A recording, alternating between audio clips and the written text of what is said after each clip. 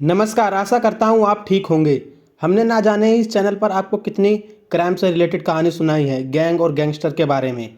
आज की कहानी भी हमारी गैंगस्टर के बारे में ही है। तो आज की कहानी है हमारी सिद्धू मूसेवाला के ऊपर। शाम के करीब 5:30 बजे एक शख्स अपनी कार से अपने गांव की ओर निकलता है, अपने रिश्तेदारों से मिलने के लिए।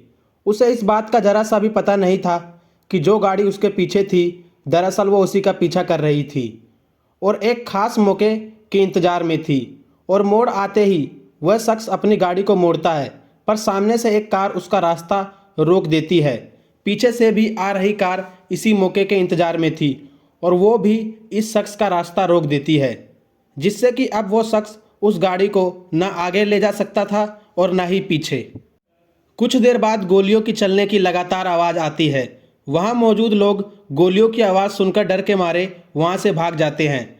दनादन 30 गोलियों की आवाज़ से वो इलाका गूंज उठता है और जब हथियारों को यकीन हो जाता है कि गाड़ी में मौजूद शख्स मर चुका है, तो वे अपनी उन्हीं गाड़ी में बैठकर वहां से फरार हो जाते हैं। सुनने में यह किसी एक्शन फिल्म का क्लाइमैक्स लगता है, पर यह एक सच्ची घटना है। यह घटना पंजाब के मानसा जिले की है, जिसने न सिर्फ पंजाब को बल्कि पूरे देश को अचंभित कर दिया था।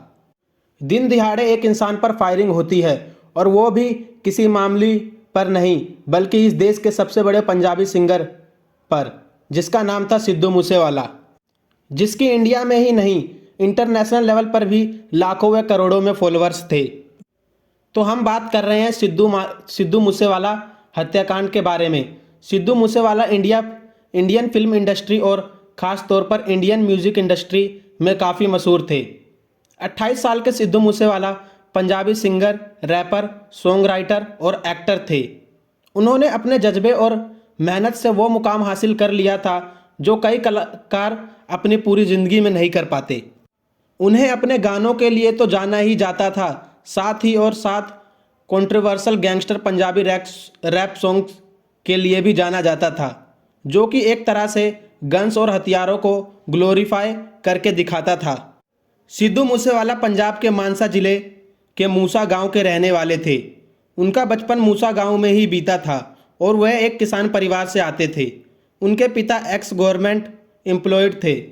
सिद्धू मूसेवाला ने अपने इलेक्ट्रिकल की degree Guru Nanak Dev engineering college से 2016 में पूरी की थी, पर शुरू से ही उनकी दिलचस्पी रैपिंग और सिंगिंग में थी, जिसके लिए उन्होंने ग्रेजुएशन करते ही तुरंत बाद कनाडा जाने का डिसीजन लिया।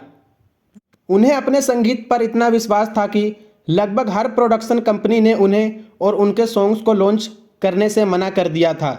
तब भी वे उसने सॉन्ग्स कंपोज किए और खुद को लॉन्च किया और 2017 में कनाडा से ही अपना पहला म्यूज़िक एल्बम रिलीज़ किया।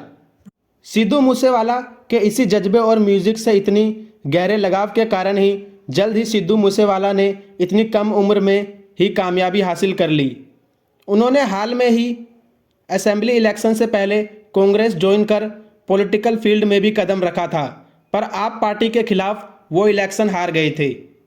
उनकी मौत से एक दिन पहले ही उनकी सिक्योरिटी 342 और लोगों सहित पंजाब सरकार द्वारा हटा दी गई थी, जिसके कारण अपराधियों को अपना मकसद पूरा करने का मौका मिला।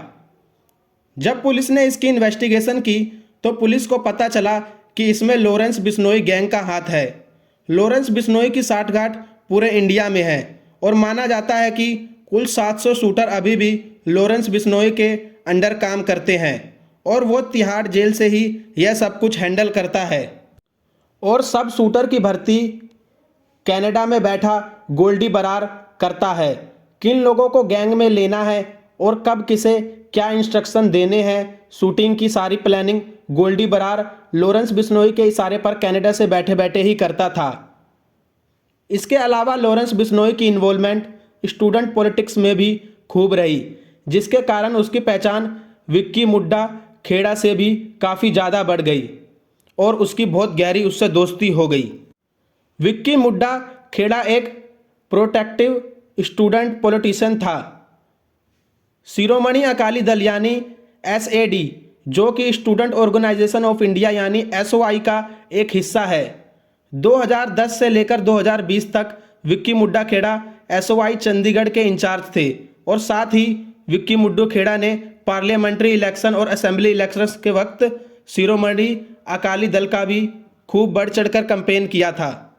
उसकी इसी नज़दीकी के कारण लॉरेंस बिश्नोई की राइवलरी गैंग यानी देवेंद्र बम्बिया गैंग के निशाने पर आ चुका था विक्की मुड्डा खेड़ा।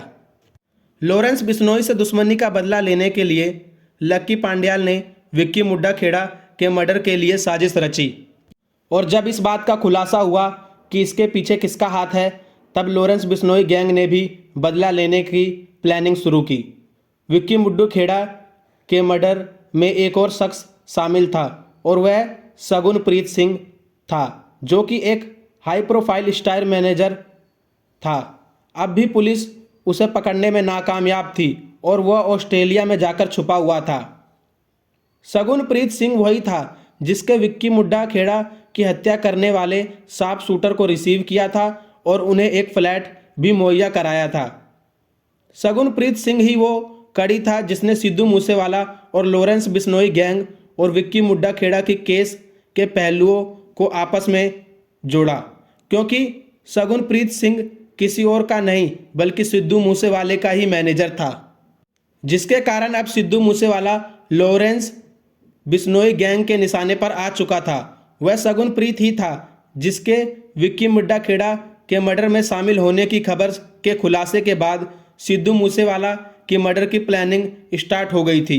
लॉरेंस बिश्नोई ने जेल में रहकर ही गोल्डी बरार से संपर्क किया और शार्प शूटर को हायर किया और 29 मई शाम 5:21 पर जब सिद्धू मूसेवाला अपने घर से अपने गांव रिश्तेदारों से मिलने जा रहा था, तब लॉरेंस बिश्नोई गैंग के आदमियों ने सिद्धू मूसेवाला की कार को बीच चौराहे पर ही घेरकर रोक दिया और लगातार उस पर गोलियां बरसाने लगे, ठीक उसी तरह जिस तरह विक्की मुड्डा खेड़ा के साथ हुआ था, पर यह उससे भी ज़्यादा दिल दहला देने वाला था। सिद्धू मूसेवाले पर कुल 6 शूटर ने उन्हें घेरकर लगातार गोलियां बरसाई। कुल 30 फायरिंग शॉट फायर किए गए थे, जिसमें से 26 गोलियों ने सिद्धू मूसेवाले को अपना निशाना बनाया था, जिनमें से एक सिद्धू मूसेवाले के सिर पर जाके लगी थी। इतनी बेरहमी से सिद्धू मूसेवाले की हत्या कर दी गई, केवल इस तर्ज पर कि विक्की मुड्डा खेड़ा की हत्या से एक कड़ी जा जुड़ बैठी थी। सिद्धू मूसेवाला मर्डर में पुलिस ने कुल 35 सस्पेक्ट के खिलाफ चार्जशीट दर्ज की, जिनमें से 23 सस्पेक्ट को गिरफ्तार कर लिया गया और बाकी के अभी भी फरार है। सिद्धू मूसेवाला केस की इन्वेस्टिगेशन के दौरान लॉरेंस बिश्नोई गैंग का नाम सामने आने पर लॉरेंस बिश्नोई गैंग यानी गोल्डी बरार ने सोशल मीडिया के जरिए खुद इस मर्डर की जिम्मेवारी ली, पर अभी भी इस पूरे क्राइम का मास्टरमाइंड यानी गोल्डी बरार, जिसने शूटर्स को हायर किया और सारी प्लानिंग बनाई, वह अभी भी पुलिस की पहुंच से काफ़ी दूर कनाडा में जा छुपा बैठा है। धीरे धीरे लॉरेंस बिश्नोई गैंग और इंटरनेशनल माफियाओं की साठगांठ पुलिस के सामने खुलकर आ रही है। इस केस की छानबीन के लिए न सिर्फ पंजाब पुलिस बल्कि स्पेशल टास्क फोर्स यानी नेशनल इन्वेस्टिगेशन एजेंसी और एंटी टेररिस्ट टास्क फोर्स को भी अपना पूरा जोर लगाना पड़ेगा और वह लगा भी रही है। तो आज की कहानी आपको कैसी लगी कमेंट में बताइएगा ज़रूर, और इसी तरह रोचक कहानी सुनने के लिए हमारे इल्यूमिनाटी चैनल को सब्सक्राइब करिएगा। धन्यवाद।